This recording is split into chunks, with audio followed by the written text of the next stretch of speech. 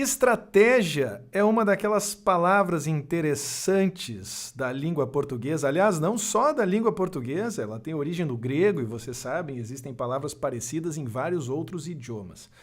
Mas é uma palavra muito interessante porque as pessoas afirmam que precisam de uma estratégia, mas muitas vezes não fazem muita ideia do que isso signifique. E foi pensando nisso que eu resolvi propor o tema estratégia para esse episódio do podcast Pergunte ao Professor. Mais precisamente, nós vamos discutir 5 mitos, 5 falácias de que se costuma falar muito no mundo da estratégia e que nós temos razões para acreditar que são verdadeiras, mas infelizmente, normalmente quando a gente se dá conta de que se tratam de falácias, de que se tratam de mitos, já é tarde demais, nós já investimos tempo e dinheiro. Eu espero que vocês se encantem com esse tema tanto quanto eu me encantei ou me reencantei nos meus estudos que antecederam a gravação desse episódio. Senhoras e senhores, esse é o episódio de número 2 do podcast Pergunte ao Professor. E eu sou o professor Gustavo Reis.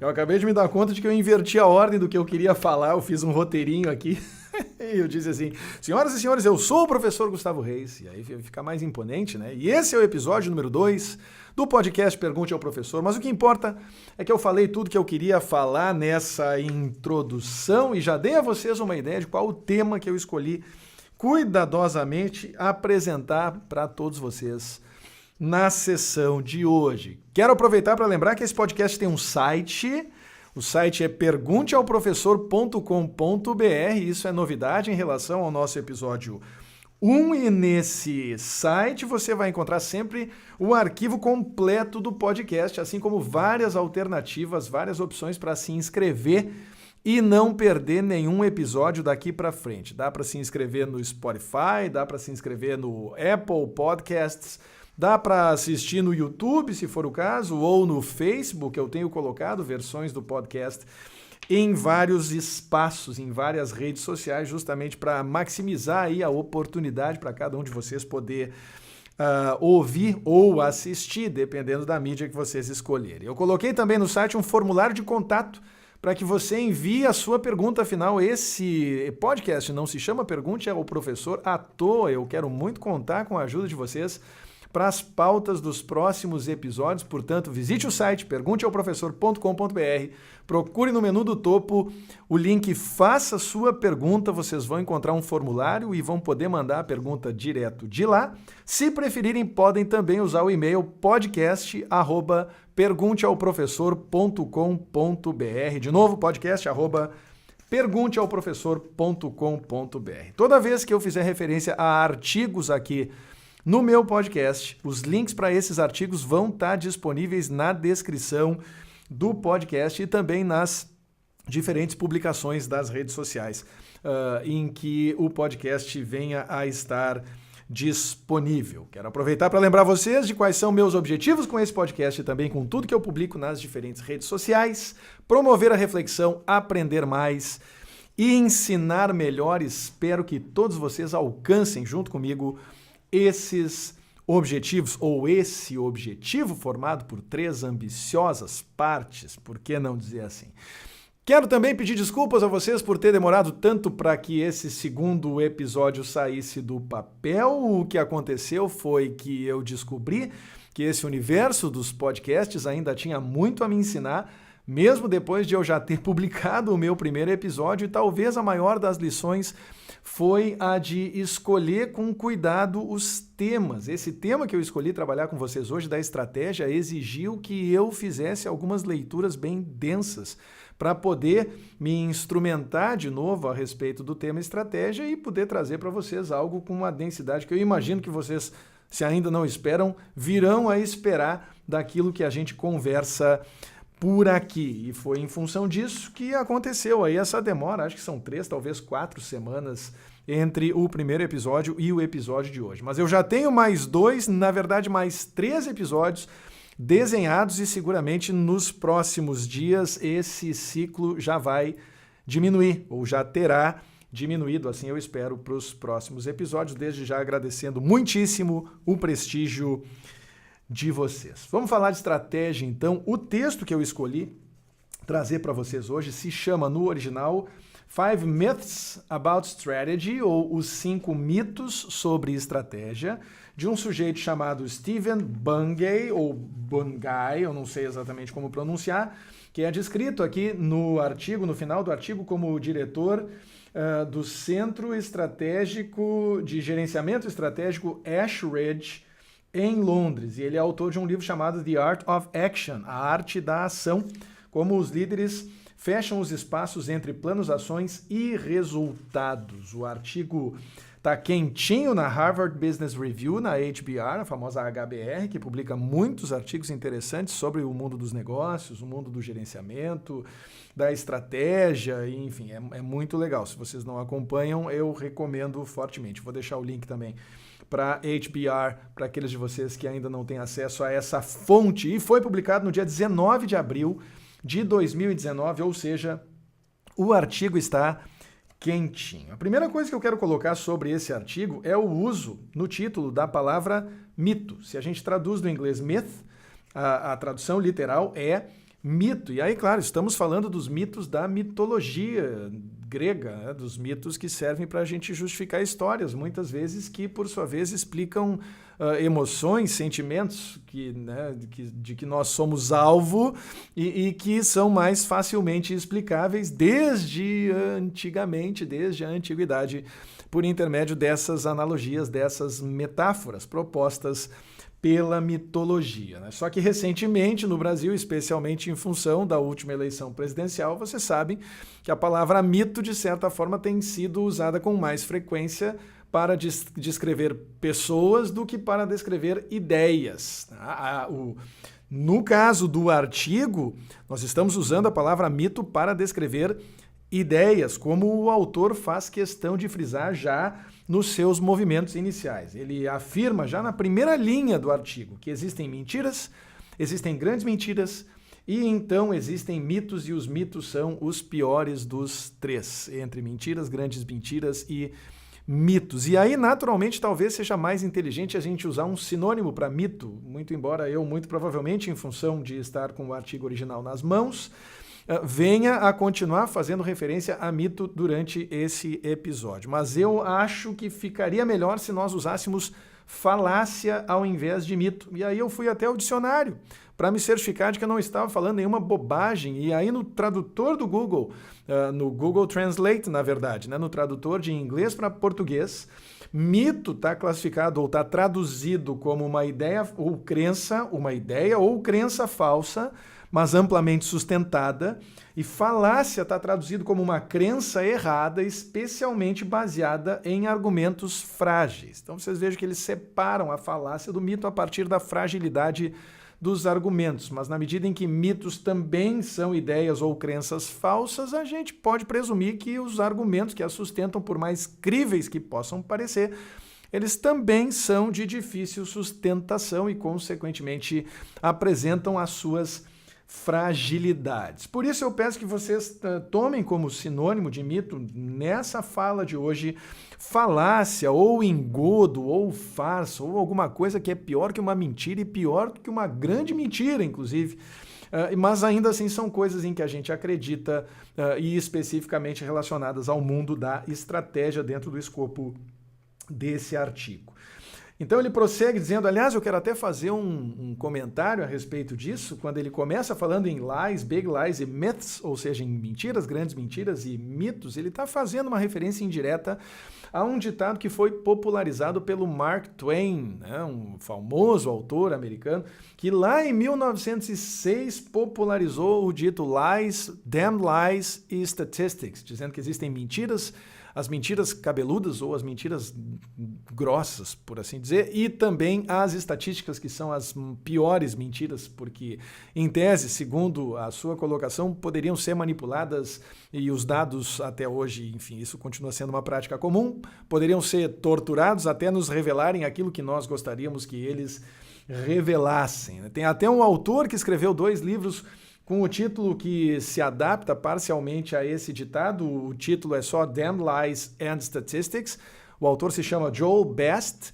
Existem 2 livros, pelo menos, dele com esse título, uma primeira e uma segunda versões, digamos assim, mas são livros bacanas para aqueles de vocês que têm curiosidade a respeito desse tema, de como nós podemos torturar números até que eles confessem o que nós queremos que eles confessem e como essas práticas são super comuns, inclusive em tempos de redes sociais, em tempos de disseminação de fake news, em tempos, enfim, nos tempos bicudos que nós vivemos hoje em dia com relação à confiabilidade das fontes de informação que nós consultamos. Fica a dica então, tá? Vou até anotar aqui para colocar nos links HBR e também Joel Best. Aí eu vou me lembrar com vocês de que não podem faltar essas informações, essas referências para que vocês possam continuar o papo ou a pesquisa com mais profundidade daqui para frente. Prossegue o autor dizendo assim: mentiras são fáceis da gente detectar, exceção feita aos casos em que a mentira é uma grande mentira. As pessoas que ouvem ou leem grandes mentiras normalmente começam a duvidar de si mesmas, e é justamente por isso que políticos e propagandistas usam grandes mentiras com tanta frequência, porque elas nos colocam em dúvida, elas fazem a gente pensar, talvez eu esteja completamente errado a respeito desse tema, e talvez essa pessoa esteja certa, talvez o equivocado, talvez o maluco aqui seja eu. E todo mundo já teve esse sentimento em algum momento, em algum lugar do passado, nas mais variadas circunstâncias. Ele afirma que as pessoas que usam grandes mentiras, elas não estão tão preocupadas em chegar na verdade, olha que interessante essa colocação, quanto em semear a dúvida e a confusão. Um grande amigo meu, Rodrigo Prati, inclusive um ouvinte desse podcast, ele costumava usar essa expressão dos nossos tempos de ciência da computação, semear o ódio e a discórdia. Lembrei disso agora, né? E dava muita risada toda vez que usava essa expressão. Então, semear dúvida e confusão sobre o que é verdadeiro. Isso é ruim, mas uma pessoa esperta pode resistir a uma grande mentira observando as evidências disponíveis. Às vezes dá algum trabalho, a gente precisa de outras fontes, mas a gente consegue resistir. Os mitos ou as falácias, segundo o autor do artigo, apresentam uma armadilha mais sutil e diferente que faz com que mesmo pessoas espertas, pessoas inteligentes acabem sendo suas vítimas. Porque os mitos, as falácias, eles normalmente se apoiam em meias verdades. Vocês tomem cuidado de refletir a respeito disso, né? E eles não nos desviam do nosso caminho imediatamente se a gente começar a acreditar que, de fato, esses mitos, essas falácias são verdadeiros. Só que à medida em que o tempo passa, a gente acaba se dando conta de que cometeu um erro e essas escolhas erradas normalmente não podem mais ser desfeitas e o estrago está feito. Então vocês vejam como é perigoso, né? A diferença entre uma grande mentira e um mito ou uma falácia é justamente o fato de que normalmente no caso da grande mentira, com um pouquinho de dedicação, de pesquisa e de busca por evidências, a gente consegue identificar que se trata de uma grande mentira. Mas no caso do mito ou da falácia, a gente coloca a mão na massa, a gente coloca as ideias relacionadas ao mito ou à falácia em prática e acaba com isso promovendo pequenos desastres. O autor prossegue dizendo que a gente encontra mitos em praticamente todas as dimensões humanas e a disciplina de pensamento estratégico não é diferente, para logo em seguida enumerar os 5 mitos. Só que para poder falar com vocês a respeito disso, eu achei que eu precisava me instrumentar melhor, e isso justifica, inclusive, o tempo que eu levei para preparar ou para me sentir pronto para gravar esse novo episódio do podcast Pergunte ao Professor. E eu fui atrás de um texto que foi referência nos meus estudos do mestrado, foi referência quando eu tive a disciplina de Design e Estratégias Organizacionais, olha o nome da disciplina, já diz tudo, Estratégias Organizacionais, escrito por um sujeito chamado Michael Porter, em 1996, vocês vejam, já se vão mais de 20 anos, e que é até hoje um texto super denso e uma referência importantíssima para pessoas que estão começando os seus estudos sobre estratégia, a julgar pelo título do texto, What is Strategy? Ou o que é estratégia? Vocês vejam o atrevimento do autor, ele se propõe a responder o que é estratégia e faz isso de uma maneira muito ousada, porque ele de certa forma vai construindo uma consciência no leitor a respeito do que vem a ser estratégia e que também se baseia a partir daquilo que ele argumenta que estratégia não é. Então, de certa forma, por uma complementaridade, por uma série de negações, a gente acaba construindo na mente o conceito de estratégia. E eu vou também disponibilizar o link para o artigo do Porter na descrição do podcast, mas quero enumerar algumas das ideias principais para que fique mais fácil, inclusive, da gente entender os 5 mitos e não só disso, da gente também poder, de certa forma, avaliar como esses 23 anos que separam a publicação do artigo que eu escolhi da publicação original do texto do Porter, impactaram, promoveram, de certa forma, releituras conceituais da estratégia que, de certa forma, valem hoje, especialmente na indústria de serviços, que naturalmente hoje é muito fortemente vinculada a questões relacionadas à alta tecnologia e que, consequentemente, sofre, de certa forma, os efeitos das mudanças radicais e muito rápidas a que esse ramo ou essa área de atuação vem sendo submetida quase que diariamente, né? As novidades elas se sucedem com uma velocidade espantosa. Então o Porter começa o texto dele afirmando que eficiência operacional não é estratégia.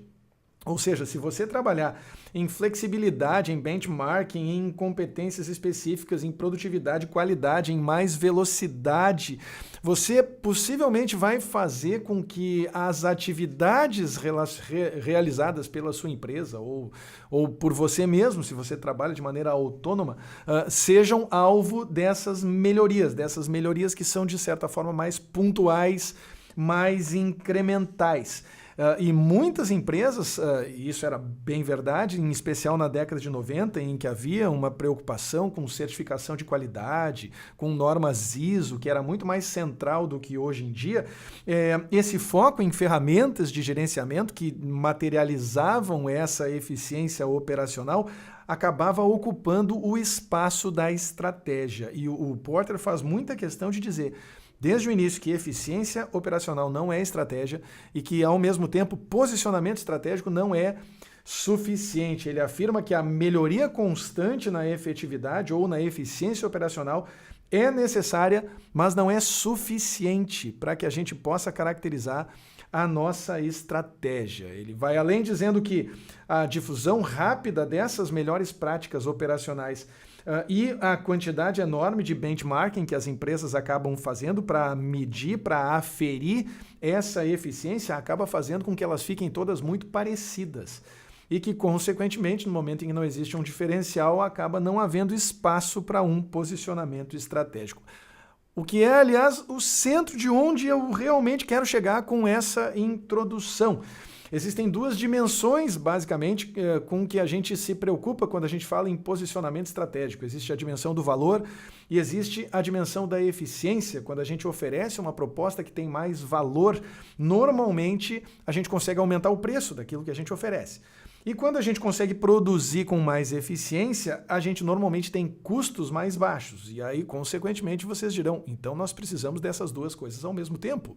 Olha que sensacional, nós precisamos de mais valor para cobrar mais caro e nós precisamos de mais eficiência para gastar menos. E, consequentemente, o delta, a diferença entre o quanto a gente cobra pelo nosso produto ou serviço e o quanto a gente gasta para produzir esse mesmo produto ou serviço é essa diferença aumenta e, consequentemente, nós atravessamos a rua felizes até a nossa agência bancária. O problema é que isso é difícil de fazer se a gente foca em eficiência operacional. Porque à medida que a gente se torna melhor nessas práticas que são vinculadas às atividades que a nossa empresa ou nós mesmos realizamos, a gente percebe que para oferecer mais valor, normalmente a gente precisa aumentar os nossos custos. E da mesma forma, para diminuir os nossos custos, a gente eventualmente tem que abrir mão de certas características do nosso produto ou até mesmo de um pouco da sua qualidade, o que faz com que o preço que a gente cobra pelos produtos e serviços seja impactado e a gente acabe cobrando menos por ele, né? Não só por uma decisão nossa, mas eventualmente até por questões relacionadas ao posicionamento e à expectativa do próprio mercado. E aí o Porter, então, estabelece uma diferença fundamental entre eficiência operacional e posicionamento estratégico. O que a gente trata como eficiência operacional é essencialmente fazer melhor o que os outros fazem.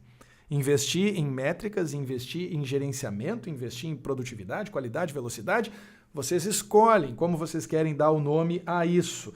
Mas, em síntese, o que nós estamos tentando fazer é melhorar aquilo que os outros também fazem. Já o posicionamento estratégico, e aí vem o pulo do gato, ele se traduz em fazer diferente dos outros.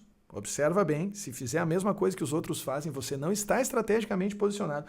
Ou então realizar atividades semelhantes, porém de jeitos diferentes. Sempre existe um diferencial, sempre existe divergência no posicionamento estratégico em relação às demais ofertas de mercado, aos demais participantes do seu cenário competitivo. Segundo Michael Porter, 1996. E aí o Porter subdivide essa questão estratégica em 3 elementos importantes. O primeiro deles: para que você possa ter uma estratégia, você precisa criar uma posição única e igualmente valiosa, envolvendo um conjunto diferente de atividades. Em outras palavras, se você fizer a mesma coisa que todo mundo faz, você não vai conseguir criar uma posição única e valiosa e muito dificilmente vai conseguir ser reconhecido pelo seu público-alvo, pelas pessoas que você escolheu servir, até porque hoje em dia isso sempre vai envolver uma escolha. Se você tentar agradar todo mundo, muito provavelmente não vai conseguir. Então, nesse caso, você observa que essa posição única, ela vai exigir que você ofereça um conjunto distinto, um conjunto característico de atividades para poder se consolidar. Em segundo lugar, a estratégia vai exigir que você escolha o que não fazer. E, aliás, não só o que não fazer, que você escolha também quem não atender. Mais uma vez, é muito importante. Existem inúmeras histórias de fracassos corporativos, de empresas que resolveram, em troca de crescimento, ainda que teórico, ampliar o seu contradomínio, e puxando, é claro, uma brasa para matemática, ou ampliar o seu público-alvo, tentar oferecer mais produtos, mais serviços para cada vez mais pessoas. E isso é a antessala do inferno, vocês podem ter certeza. As empresas, por maiores que sejam, normalmente não conseguem dar conta disso. Elas precisam fazer escolhas, e essas escolhas envolvem, muitas vezes, escolher, identificar e escolher o que não fazer. E em terceiro e último lugar, a estratégia envolve a criação de ajustes nas atividades da empresa, e o Porter coloca isso de maneira muito inteligente, apresentando esses ajustes, essa sintonia entre as atividades da empresa, como uma exigência da sua sustentabilidade. Ele faz, inclusive, uma analogia ao mundo da matemática, dizendo assim: olha, se cada uma das atividades da sua empresa tem uma chance de 90% de ser copiada por outras empresas, mas você realiza 5 dessas atividades de maneira independente, porém ajustada, você vai ter que multiplicar esse 90%, que corresponde a essa probabilidade da sua empresa ser imitada, por ele mesmo 5 vezes consecutivas. Você vai ter que fazer a conta, 90% vezes 90% vezes 90% vezes 90%, e assim por diante, até chegar na quinta atividade, o que resulta em 0,9 vezes 0,9 vezes 0,9 vezes 0,9 vezes 0,9, o que dá menos de 0,6, dá entre 0,5 e 0,6, ou seja, a probabilidade, por assim dizer, rasteiramente, superficialmente calculada da sua empresa ser imitada nessas circunstâncias, já seria de apenas cerca de 50%, entre 50% e 60%, versus cada uma das suas atividades, na medida em que cada uma delas, conforme a gente negociou no início, teria uma probabilidade de 90% de ser copiada pelas empresas concorrentes ou pelos agentes concorrentes. Estratégia competitiva, portanto, é sobre ser diferente. Muito importante levar isso em consideração. Ser diferente, fazer escolhas, especialmente as do que não fazer, e criar ajustes que façam com que as atividades dentro da sua empresa sejam realizadas em sintonia. O Porter vai muito além nisso. Fica a dica para que vocês possam estender esses estudos de estratégia. Eu pessoalmente acho que é um texto importantíssimo, absolutamente fundamental. Me foi indicado há muitos anos pelo meu querido orientador, sempre orientador Gustavo Borba, na Unicinos, que usa esse como o primeiro texto, o primeiro texto que os alunos da disciplina de Design e Estratégias Organizacionais têm que ler quando fazem um mestrado em Design, assim como o que eu fiz. Ele vai além, o Porter, falando em posicionamento estratégico, por exemplo, por variedade, quando a gente tem poucas necessidades a serem atendidas, mas muitos clientes, ou seja, a gente escolhe uma variedade para trabalhar. Quando a gente fala de necessidades amplas e poucos clientes, por exemplo, quando a gente fala de posicionamento baseado em necessidade, quando a gente tenta atender às necessidades de muitos clientes. Não necessariamente isso, desculpa, eu acho que eu me atrapalhei aqui. Isso, não. Quando a gente tenta atender a necessidades bem amplas. Agora sim, quando a gente tenta atender a muitas necessidades, porém, para que a gente possa transformar esse num objetivo conquistável, a gente atende poucos clientes de cada vez. E, finalmente, o posicionamento estratégico baseado em acesso, que é um posicionamento muitas vezes baseado em geografia ou baseado em escala. A gente sabe até onde a gente pode escalar o nosso negócio, ou a gente sabe que atender a cidades que têm um certo número de habitantes é melhor do que atender grandes metrópoles. Enfim, tem várias escolhas que a gente pode fazer, e o posicionamento estratégico também envolve, em certa ordem, até certo ponto, esse tipo de escolha. Certo? Então fica a dica do texto do Porter. Eu fiz vários apontamentos aqui, vou deixar o texto linkado na descrição do vídeo para vocês, e espero que ele tenha servido para que vocês, assim como eu, possam ter uma ideia, ainda que preliminar, uma ideia do que venha a ser estratégia, especialmente sob essa ótica dividida em 3 partes que o Michael Porter apresentou lá em 1996 com maestria.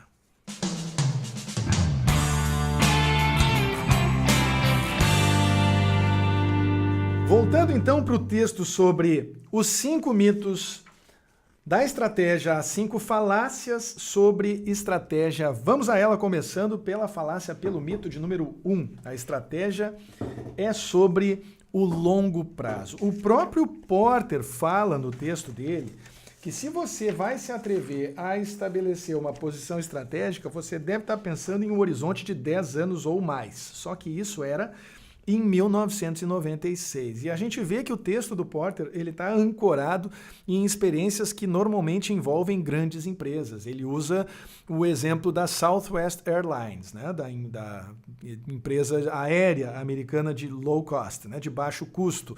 Ele usa também, se eu não me engano, a Vanguard. Vanguard é uma empresa de investimentos também bem grande no mundo dos negócios, das ações e dos fundos mútuos nos Estados Unidos. Quer dizer, não são práticas que valem normalmente para startups hoje em dia, e também não valem para as pessoas que optaram por trabalhar sozinhas, trabalhar como freelancers dedicadas a projetos, o que é uma realidade cada vez mais visível, nítida, né, a julgar pela quantidade enorme de pessoas trabalhando em home offices hoje em dia. Eu sou uma dessas pessoas.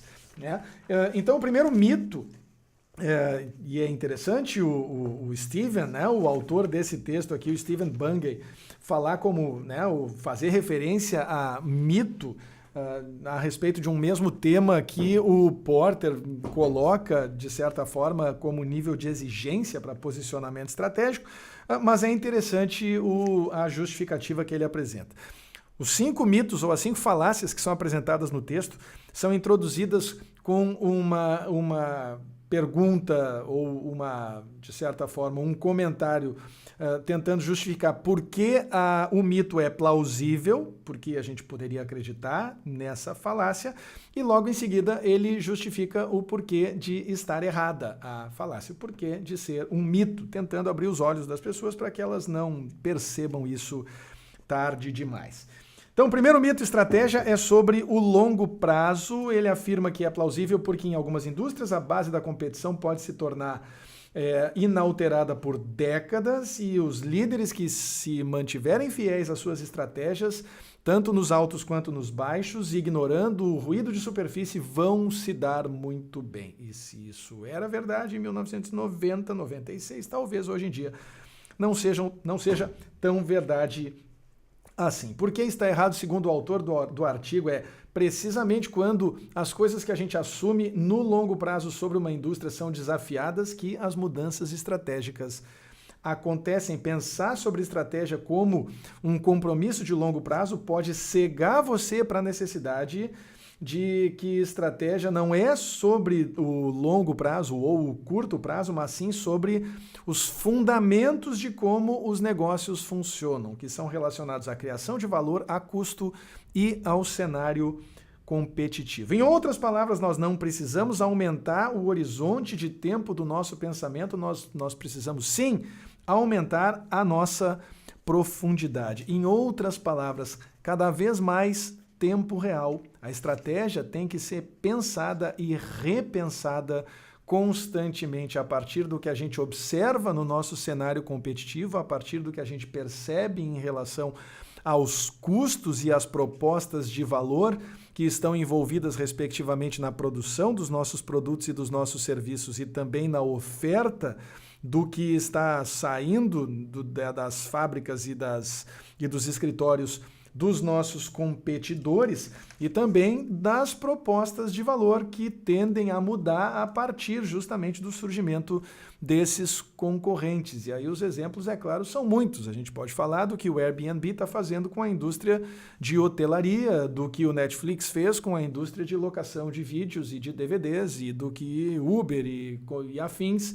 estão fazendo com a mobilidade urbana. Isso exige respostas rápidas e essas respostas muitas vezes acabam impactando empresas que não estão preparadas para dar essas respostas rápidas no que diz respeito à reavaliação da sua própria estratégia. Então, diferentemente, o autor coloca isso com muita propriedade, diferentemente disso ser sobre coisas que nós vamos fazer no futuro, diferentemente de ser compromissos de longo prazo, estratégia é sobre o que nós vamos fazer agora para modelar o futuro em nosso favor. Muito interessante essa colocação, portanto, se você acha que estratégia é sobre o longo prazo, esqueça essa falácia.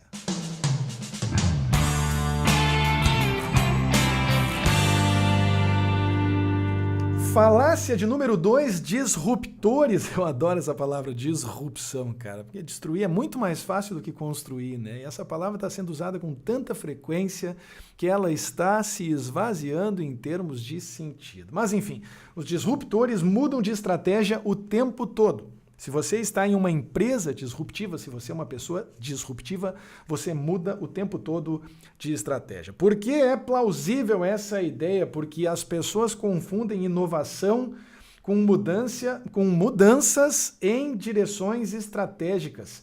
E, eventualmente, a inovação pode até promover, pode até servir como gatilho para essas mudanças. Porém, isso não é verdade sob o ponto de vista estratégico. Você não pode confundir inovação com estratégia. É perfeitamente possível nós inovarmos o tempo todo, mantendo a nossa posição estratégica inalterada.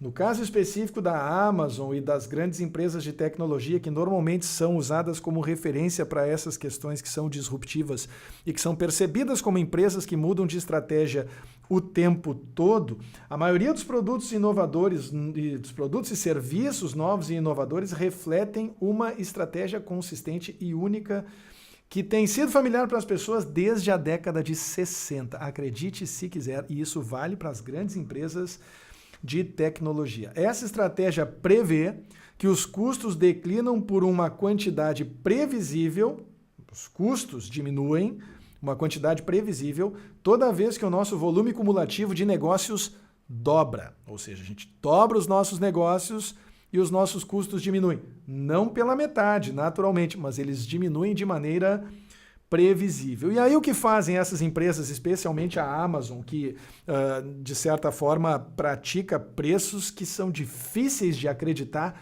para qualquer pessoa que está posicionada no varejo, especialmente no varejo ponto de venda tradicional, com espaço no shopping center ou alguma coisa do gênero, espaço alugado e caro, se é que vocês me entendem, né? Essas empresas, elas normalmente, que se baseiam a sua atuação em plataformas, elas normalmente colocam a sua precificação antes dessas diminuições de custo, porque elas sabem que à medida em que o volume de vendas for aumentando, elas vão poder contar com essa diminuição previsível nos seus custos. E aí, por algum tempo, elas podem sacrificar suas margens para ganhar mercado, né, conquistar a liderança de mercado e aí sim nadar de braçada, aí sim puxar todas as fichas para si, né? Basicamente essa estratégia ela se resume numa frase bem curtinha: corte os preços e adicione capacidade. Eu vejo muitas empresas fazendo isso, a começar pela Uber, quando decidiu conquistar mercado aqui no Brasil e especificamente aqui em Porto Alegre. Eu andei muito de graça de Uber. Mas muito mesmo, porque eu divulgava o meu código, as pessoas ainda não tinham usado o Uber e toda vez que alguém usava o meu código no Uber, eu ganhava 2 vouchers, cada um deles de R$20. Cara, R$20, não era 20% de desconto numa corrida, não, eu tinha R$20 para gastar. 2 vezes a Uber me presenteava essencialmente com R$40 para cada um dos usuários que eu trazia para o sistema. Naturalmente, hoje em dia, não só a recompensa é menor, como também já não tem muita gente que não está cadastrada no Uber, que se espalhou pelo Brasil inteiro de lá para cá. Mas a estratégia foi essa. A estratégia foi: vamos trazer mais pessoas, porque no longo prazo essas pessoas farão com que a gente recupere esse investimento que nós estamos fazendo, dando viagens grátis, não só para as pessoas que estão entrando no sistema, mas também para o Gustavo, que está lá alegremente e intensamente divulgando o seu cupom. Tem algumas plataformas que são mais amplas, como por exemplo o Rappi, que vem fazendo, se escreve RAPPI. Se você não conhece ainda, instale. Aliás, vou até colocar o link na descrição do vídeo com o meu voucher, porque daí eu também ganho uns presentinhos da Rappi se vocês se cadastrarem usando o meu código. Mas a Rappi tem dado descontos incríveis. Hoje mesmo eu fiz uma compra de supermercado com 30% de desconto. Eu não lembro de ter ganho desconto em supermercado loja física. Desconto a partir de um certo volume de compras. Se você gasta R$100, a partir de R$100 você tem 30% de desconto em tudo que você comprou. Isso está acontecendo no Rappi para ganhar mercado, para trazer usuários seduzidos por essa proposta. Isso sem falar no cashback, que é quando você faz a compra e recebe em créditos um percentual correspondente ao valor que gastou.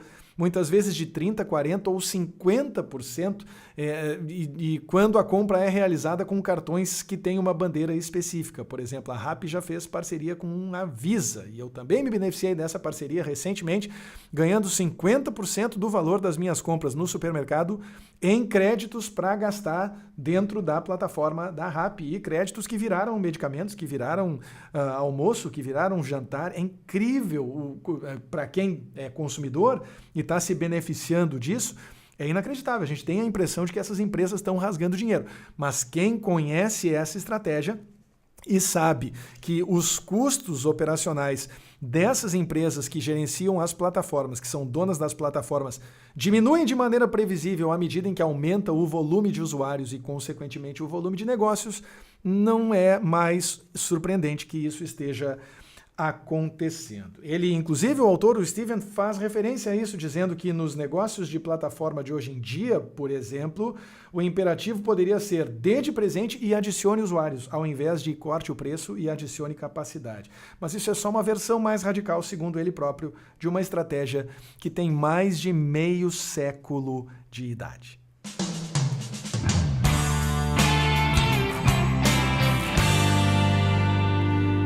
Mito 3, vantagem competitiva está morta. Tremenda bobagem, vantagem competitiva está mais viva do que nunca. Por que é plausível essa ideia de que a vantagem competitiva já era? Existem evidências de que o período de tempo em que a vantagem competitiva pode se sustentar está diminuindo. E isso é verdade, porque as coisas acontecem de maneira bem mais rápida. Consequentemente, alcançar a defensibilidade, ou seja, nós nos prepararmos para as ações do mercado competitivo, está ficando mais difícil, e isso, por sua vez, implica que as barreiras estão mais movediças e mais fáceis de serem transpostas. Tudo isso é verdade. O que nós não podemos é usar isso para afirmar que as vantagens competitivas estão mortas. Muito pelo contrário, nessas mesmas empresas como a Amazon, a Apple, o Facebook, o Google, esses gigantes do mundo de alta tecnologia, as barreiras de entrada para competir com essas empresas são tão grandes que a discussão pública hoje em dia, ela se dá não em torno do que fazer para poder encarar esses gigantes, mas sim de como a gente pode regular essas empresas e dividir elas para que a gente possa reduzir o poder de cada uma das suas subsidiárias ou dos seus spin-offs, das empresas que resultem dessas divisões. De pouco tempo para cá, se vocês pararem para pensar, o Facebook tem aí os seus 10 anos, o Google tem seus 15 ou 20, algo do gênero, né?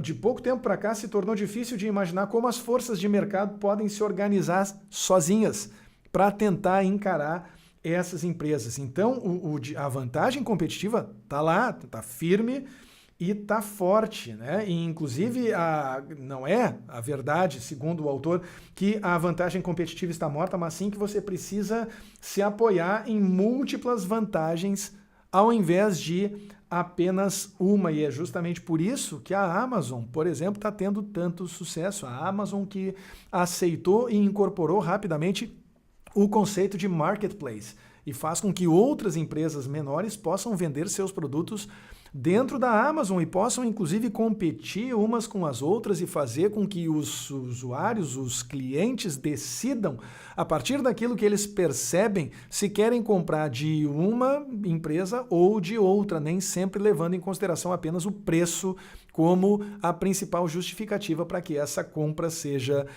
realizada. Muitas vezes a gente olha, a diferença de preço é pequena, mas uma empresa está muito bem avaliada e conta com um número muito expressivo de avaliações versus uma outra empresa que não tem tantas avaliações assim e que ainda assim tem uma média de avaliações inferior.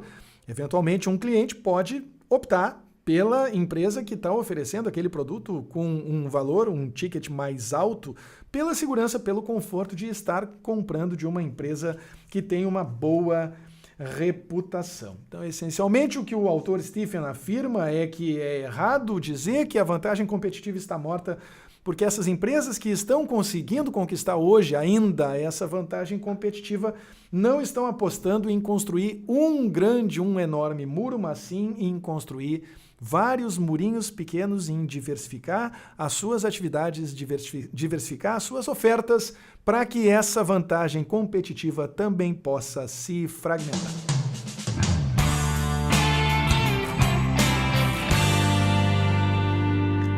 Quarta e penúltima falácia: você não precisa realmente de uma estratégia, você precisa ser apenas ágil. Como se a agilidade resolvesse todos os nossos problemas. Por que é plausível essa ideia? Porque as empresas conhecidas como ágeis, notoriamente as startups, elas estão sempre operando no limite e certamente não parecem estar seguindo nenhum tipo de plano, o que de certa forma as autorizaria a mudar de estratégia o tempo todo e na mesma medida da sua própria agilidade. E aí a gente pode ser levado a acreditar que simplesmente fazer a mesma coisa que uma empresa ágil faz, Ou seja, ter alta velocidade, né, e ter alta responsividade, né, responder rápido às flutuações de mercado, é tudo o que é necessário para que você possa firmar o seu posicionamento estratégico. Bobagem de novo. A agilidade não é uma estratégia, a agilidade é uma capacidade.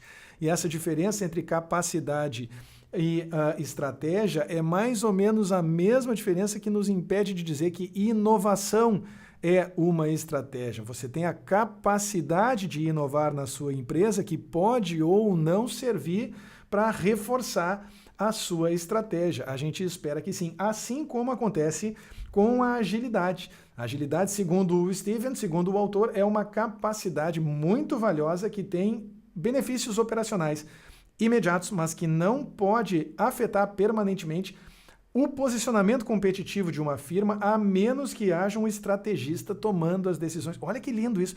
Tomando as decisões corretas para onde direcionar essa capacidade. Ou seja, se você for simplesmente ágil, você pode fazer tudo muito rápido, mas também tudo muito errado ao mesmo tempo, e a sua agilidade pode estar fortemente vinculada à ruína dos seus planos, dos empregos dos seus colaboradores e, consequentemente, da sua empresa. Ele vai além dizendo que uma estratégia não é um plano, é um framework, ou seja, um conjunto de práticas, um conjunto referencial para tomada de decisão, um conjunto de princípios de orientação que podem ser aplicados à medida em que a situação evolui. E se você está participando, se você faz parte hoje de uma organização ágil, é porque caso essa empresa, caso a sua organização esteja tendo sucesso, ela muito provavelmente está ancorada em fundamentos sólidos. Existe muito pensamento, muita reflexão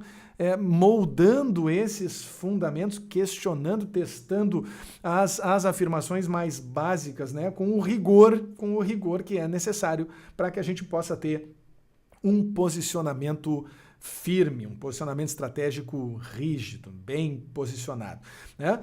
E aí o autor vai além dizendo que se essas empresas não têm uma estratégia coerente, elas vão fazer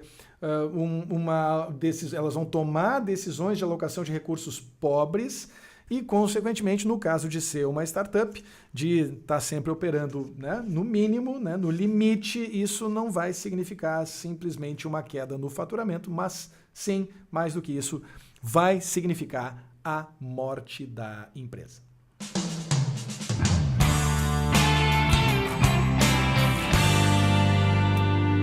Finalmente, mito de número 5, você precisa de uma estratégia digital.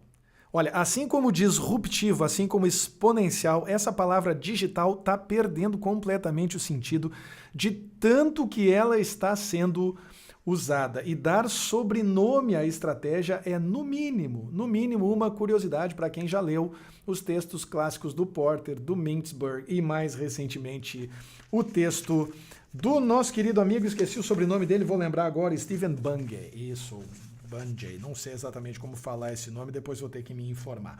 Enfim, por que é plausível essa ideia da estratégia digital? Porque tecnologia digital é uma maneira de coletar, armazenar e usar informação, e a informação está por toda parte hoje em dia. Graças à tecnologia digital, a gente, a partir de um certo momento, começou a fazer melhor o que a gente já fazia, depois a gente começou a fazer bem melhor o que a gente já fazia, pensa bancos de dados, né, sistemas de informação em geral. Mais tarde, a tecnologia digital nos habilitou a fazer coisas que a gente nunca tinha feito antes, leia inteligência artificial, impressão 3D, tudo isso que está acontecendo hoje em dia, e na atualidade as possibilidades são fantásticas, elas tiram a nossa respiração, mas também nos confundem, né? E aí, em função dessa confusão, a gente precisa reordenar os nossos pensamentos, os nossos objetivos, e para poder resgatar o sentido de tudo que está acontecendo, nós precisamos de uma estratégia digital. Bobagem. Uma companhia, segundo o autor, e eu concordo em todos os aspectos com esse posicionamento, ele está super alinhado também com o que diz o Porter. Uma companhia, uma empresa é um organismo. E se você tentar otimizar as partes, você vai subotimizar o todo. Aliás, todo mundo que trabalha no mundo funcional, no mundo do pensamento sistêmico, sabe que cada uma das partes de um sistema é mais complexa do que o sistema em si. e, consequentemente, se a gente fica hiperfocado em uma das partes e esquece do funcionamento do sistema, a gente vai ter com o que se distrair. Se a gente simplesmente mantiver o nosso foco e a nossa preocupação com um elemento específico, com um órgão específico desse organismo que nós conhecemos como empresa. Então você não precisa de uma estratégia digital, ou de uma estratégia de recursos humanos, ou de uma estratégia financeira, ou de uma estratégia de marketing. Você precisa de uma estratégia para o negócio. E é essa estratégia para o negócio, a estratégia da sua empresa, que vai pautar as decisões estratégicas relacionadas a cada um dos componentes, a cada um dos como é que é o nome? Eu estou pensando em organização, cada um dos departamentos, isso, da sua empresa, e que vai adquirir vida própria, nesse caso, a partir de uma estratégia central. Você não deve imaginar que precisa desenvolver uma estratégia para a parte digital e deixar o resto por conta própria. Não faz nenhum sentido. O autor vai adiante dizendo que a tecnologia digital e as tecnologias mais específicas, elas mudam as fontes de valor para o consumidor e os custos, muito importante a questão de custo, né? Especialmente se a gente pensar em custo marginal, por exemplo, ou seja, quanto custa para a gente produzir uma unidade a mais, ou em receita marginal, quanto a gente fatura com um cliente a mais. A gente volta para aquelas questões relacionadas a custo e a valor do Porter, né? A tecnologia digital ela nos coloca em posições muito confortáveis quando a gente leva essas consequências em consideração. Mas o autor vai além dizendo que a maneira de endereçar o digital é pensar no que você assume fundamentalmente a respeito do seu negócio e em como o seu negócio funciona e perguntar se essas premissas ainda são válidas com o advento, com o ingresso das tecnologias digitais no seu negócio. E, de mais a mais, segundo o autor, é isso que estratégia sempre representou, é sobre isso que a estratégia sempre se preocupou. Não faz nenhum sentido, portanto, você se preocupar com o digital e se despreocupar com o seu negócio de maneira mais ampla e global.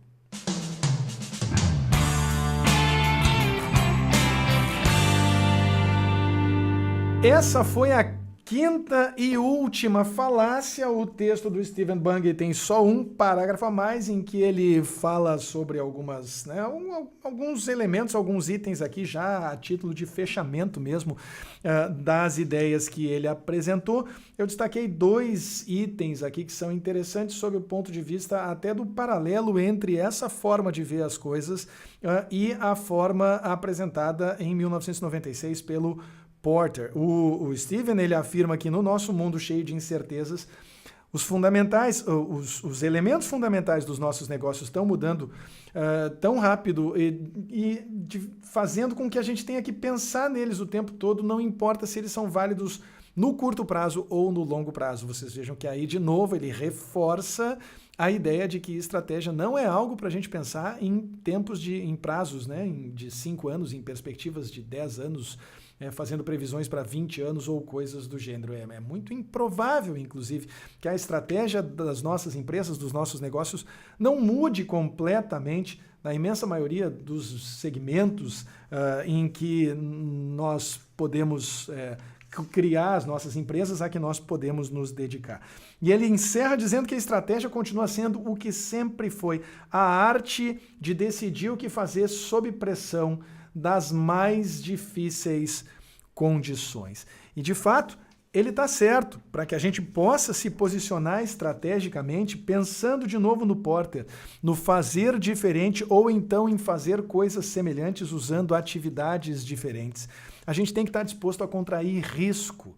E esse risco é inerente ao posicionamento estratégico. Esse risco vai fazer parte de tudo que a gente fizer de maneira estratégica. Aliás, não só no mundo dos negócios, mas também no mundo do relacionamento humano. Não importa se esses relacionamentos são simplesmente emocionais, afetivos ou se são românticos, e também no momento em que nós decidimos nos posicionar e publicar aquilo que a gente pensa na internet, nas diferentes redes sociais, ou por intermédio de um podcast, como eu estou fazendo aqui. Sempre existe um risco e saber gerenciar esse risco de modo a minimizar a possibilidade de fracasso, avaliando permanentemente o conjunto de fatores que nós consideramos como fundamentais para o desenvolvimento e para a prosperidade do nosso negócio, é a mais ampla ou a mais eficiente tradução de estratégia a que eu pessoalmente cheguei, e eu espero que ela tenha encontrado ressonância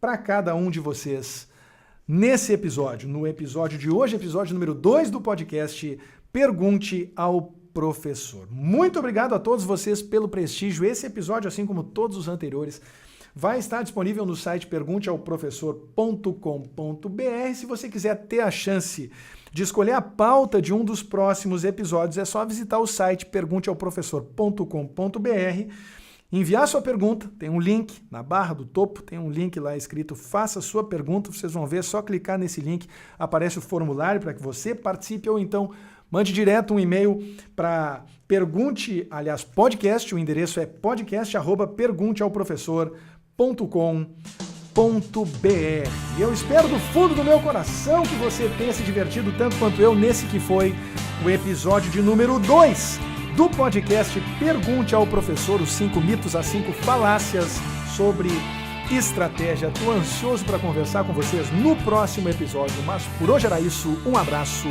tchau!